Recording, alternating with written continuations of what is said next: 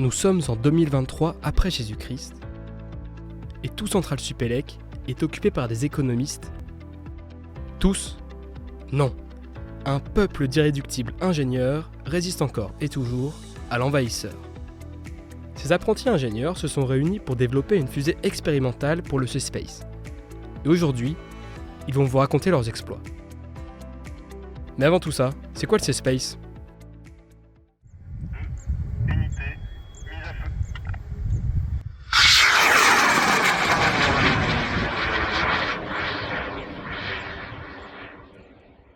Le C-Space, c'est la compétition annuelle en France de fusées expérimentales étudiantes. Chaque année, des dizaines d'équipes de nombreuses écoles d'ingénieurs françaises se retrouvent pour lancer fusées, mini-fusées, ballons stratosphériques et CANSAT. Vous vous doutez bien que pour tirer des fusées, il nous faut respecter plusieurs obligations légales et matérielles. Le C-Space, organisé par Planète Science en collaboration avec le CNES, pallie ces exigences en occupant pendant une semaine le camp du 1er régiment des hussards parachutistes, près des Pyrénées. Terrain habituellement destiné aux tests d'obus militaires, le C-Space remplace les missiles par les tirs des fusées étudiantes. Pendant toute la semaine, les différentes équipes viennent qualifier leurs fusées en passant une succession de tests pour valider les demandes exigeantes du cahier des charges. Ces qualifications sont effectuées par les bénévoles de Planète Science, souvent les anciens participants du C-Space. Et bien sûr, comme les problèmes viennent toujours au dernier moment, le C-Space met à disposition de nombreux espaces de travail regroupés dans un espace nommé base de vie pour peaufiner, corriger ou finir le projet. Et pour les fusées expérimentales les plus complexes, les équipes travaillent d'arrache-pied pour finir dans les temps. Ok, mais alors, comment on fait une fusée expérimentale ? Une fusée est composée d'un corps cylindrique, d'une coiffe, d'ailerons, d'un moteur et d'expériences scientifiques. Pour la récupération, on inclut un parachute qu'on déclenche dans notre cas par éjection à travers une porte du tube, commandée électroniquement. Enfin, on a besoin d'une rampe de tir pour le décollage. Durant l'ascension et la descente, on enregistre de nombreuses données expérimentales, dont certaines sont stockées dans la fusée et d'autres renvoyées à une station sol. Nous, on est le CAX, Cercle Aéronautique Central Supélec. On est un groupe d'étudiants de l'école d'ingénieurs Central Supélec et nous promouvons l'aéronautique et l'aérospatiale sur notre campus. On a plusieurs pôles, le pôle Montgolfière, le pôle Event, le pôle Helix, mais celui qui nous intéresse ici, c'est le pôle Espace, qui héberge notre équipe. C'est maintenant la 3e année que nous participons au C-Space et que nous concevons des fusées toujours plus ambitieuses. Et en pratique, le pôle Espace, c'est qui ? Ce sont 2 générations d'étudiants surmotivés. D'abord, ce sont les 2e années qui ont déjà participé au projet de l'année précédente. Ils ont développé, construit et tiré avec succès au C-Space 2023 une fusée supersonique appelée Phoenix. Cette année, c'est eux qui ont initié le projet en cours. Tout commence avec les recrutements des premières années et leur formation en septembre-octobre. En effet, tout frais sortant du concours, ils sont très doués pour résoudre des équations complexes, mais manquent de compétences techniques. Ils ont ainsi participé à un week-end de hackathon qui leur a permis de construire des mini-fusées par groupe de 5, afin de mettre en pratique leurs nouvelles connaissances et comprendre les enjeux d'un projet de fusée. Une fois la nouvelle équipe au complet, les 2e années peuvent pleinement consacrer leur temps aux nouveaux projets qu'ils ont initiés. À présent, ils coachent et conseillent les premières années du projet et s'assurent que les choix techniques sont cohérents et que les deadlines sont respectés. À la mi-année, ont lieu les passations et les nouvelles recrues reprennent officiellement le flambeau. Faire une fusée, c'est bien. Faire 2 fusées en une, c'est encore mieux. Pour s'approcher de ce qui se fait réellement dans l'industrie spatiale, nous avons décidé cette année de faire une fusée bi-étage. L'engin sera donc composé de 2 étages cylindriques, empilés l'un sur l'autre, et possédant chacun leur propre moteur propergol solide. La première phase du vol sera assurée grâce à la poussée du moteur de l'étage inférieur. Lorsque celui-ci aura épuisé son carburant, un système mécanique le séparera de l'étage supérieur, qui à son tour allumera son moteur et continuera son ascension. De son côté, l'étage inférieur redescendra tranquillement sous son parachute. Désormais, vous en savez plus sur le pôle espace et les fusées que nous développons dans le cadre du C-Space. Nous allons alors laisser la parole aux 2e années qui vont nous expliquer leur choix de projet et la phase d'avant-projet qu'ils ont réalisé. Alors, je m'appelle Coralie Sourgène, j'étais la VP Espace, c'est-à-dire la chef de projet qui a mis en place le projet de Sirius avec l'équipe des deuxièmes années. Salut, moi c'est Jean Chopin, j'étais membre de l'équipe mécanique et software de Phoenix, la fusée supersonique. Du côté du pôle espace, j'ai développé le site web du pôle et j'ai fondé aussi le projet de moteur hybride Ymir avec l'EM2C et Thomas. Hello! Alors moi c'est Bastien Jacques, j'étais Respo Méca de la fusée Phoenix et puis ensuite de la fusée Sirius en début d'année. Alors moi j'adore tout ce qui est usinage, donc j'étais permanencier de la fabrique OS8 et puis j'ai aussi fondé Pénélope qui est une fonderie. On a choisi de faire une double étage après avoir lancé notre fusée supersonique parce que c'était un vrai challenge pour nous. On avait envie de recruter pas mal de premières années qui avaient envie de rentrer dans l'association et donc on voulait faire un gros projet pour que tout le monde puisse avoir quelque chose à faire. On voulait faire une double tâche parce que ça a beaucoup de sens, parce que la plupart des fusées qui vont être en orbite, elles vont avoir des systèmes de séparation pour aller plus haut et se libérer à un moment donné d'une grosse charge. Et donc même ne serait-ce que dans l'objectif du projet Ymir de faire ensuite un moteur et d'aller toujours plus loin, et ça permettait d'avancer là-dessus. Ça permettait de toucher à des nouvelles techs, donc les vérins, ça permettait vraiment de réfléchir un peu différemment, de changer aussi des contraintes qu'on avait eues sur notre ancienne fusée. Donc Phoenix, le but c'était de faire le plus léger possible. Là, Sirius, c'était vraiment des nouvelles contraintes, notamment au niveau de la flèche, de réfléchir à une architecture plus ergonomique, plus simple à installer, quitte à ce qu'elle soit plus lourde. Donc c'était vraiment un changement de perspective qui était très intéressant. Et on a fini donc par se mettre d'accord pour se lancer dans ce projet.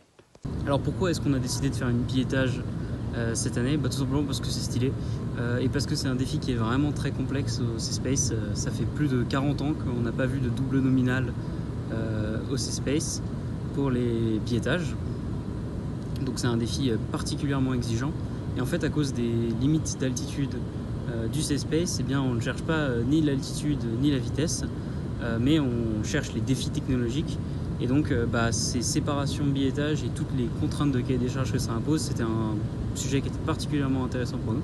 Et puis en plus, développer des capacités de séparation d'étages, pour un club de roquetterie, c'est un peu le rêve.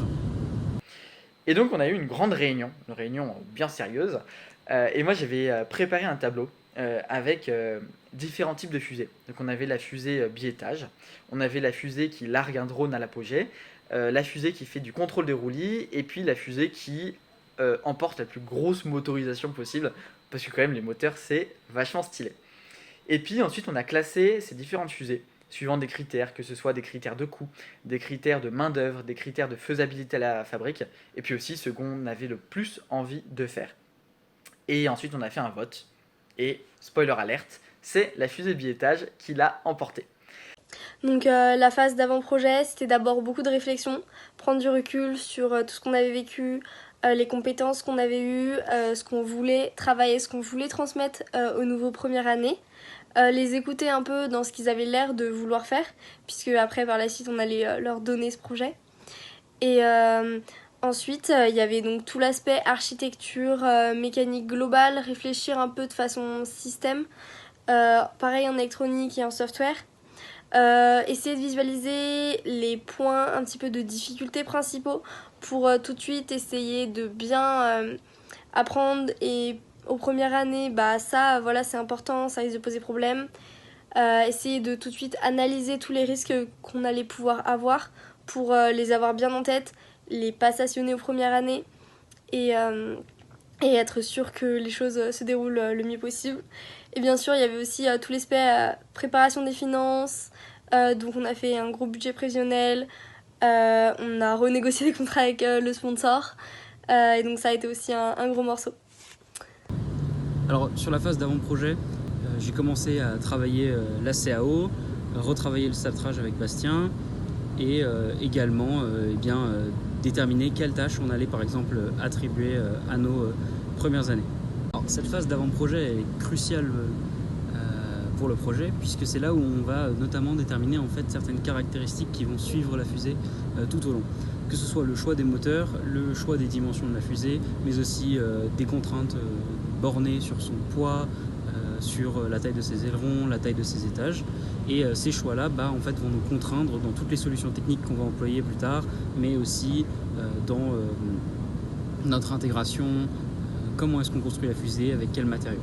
Et donc toute cette phase d'avant-projet va délimiter et déterminer les premiers mois du projet et ne va pas pouvoir permettre des changements drastiques dans ce qu'on envisage. Donc c'est pour ça que c'est une phase très importante.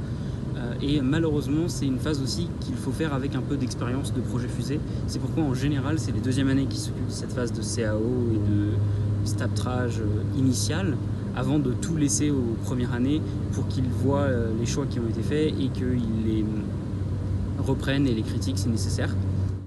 Donc ensuite est venue la phase d'avant-projet. Alors moi je me rappelle, j'ai fait un grand tableau Excel où j'ai récapitulé toutes les compétences qu'on avait en méca. Ensuite j'ai listé toutes les compétences qu'on devait apprendre et toutes les tâches qu'on allait devoir faire. Et à partir de ça, j'ai conclu le nombre de personnes dont j'avais besoin et aussi toutes les étapes du projet. Donc j'ai fait un grand rétro-planning sur Excel pour s'assurer qu'on soit à l'heure pour les différents dépôts du projet. Une fois que c'était fait, on est passé à la partie modélisation sur SolidWorks. Donc réussir à modéliser toute la fusée, faire en sorte que tous les systèmes arrivent à rentrer dedans et arrivent à être réels, quoi, hein. Et donc moi je me rappelle faire des gros calculs de densité, vérifier que toutes les masses des pièces soient correctes, parce que si jamais on a une mauvaise masse, ça veut dire que la motorisation ensuite ne sera pas adaptée. Et puis une fois qu'on a ça, on passe à staptrage. Et donc là, on essaye de vérifier que tout se passe bien. Donc que la fusée est stable, qu'elle a une bonne vitesse en sortie de rampe, qu'on a des marges de stabilité suffisantes. Et puis une fois qu'on a ça, on peut passer à la partie projet. Maintenant que le travail macro sur la fusée a été effectué par les deuxièmes années, on doit s'attaquer au travail sur les sous-systèmes, ouverture parachute, système de séparation, etc. C'est là que les premières années, aussi appelées GPA, entrent en jeu. Ces GPA, brillamment formés par leurs prédécesseurs, vont petit à petit prendre en main le projet jusqu'à prendre complètement le relais sur les deuxièmes années en février pour aller jusqu'au vol. Ils sont répartis en 3 équipes, Mecha, Elec et Software. Avant d'attaquer ce projet, on doit lui trouver un nom. Pour l'historique, la première fusée était Ajax et la seconde fusée supersonique était Phoenix. Notre école s'appelant Central Supélec, l'acronyme CS, on cherche si possible à faire un jeu de mots avec. Pour Artemis.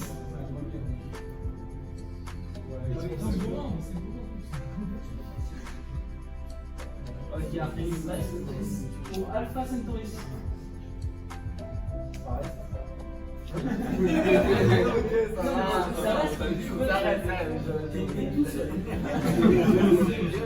Donc, parmi les propositions telles que Artemix, Miserial Core ou encore Fatax Bazookax, la proposition retenue est Sirius en référence à l'étoile double Sirius Alpha et Beta.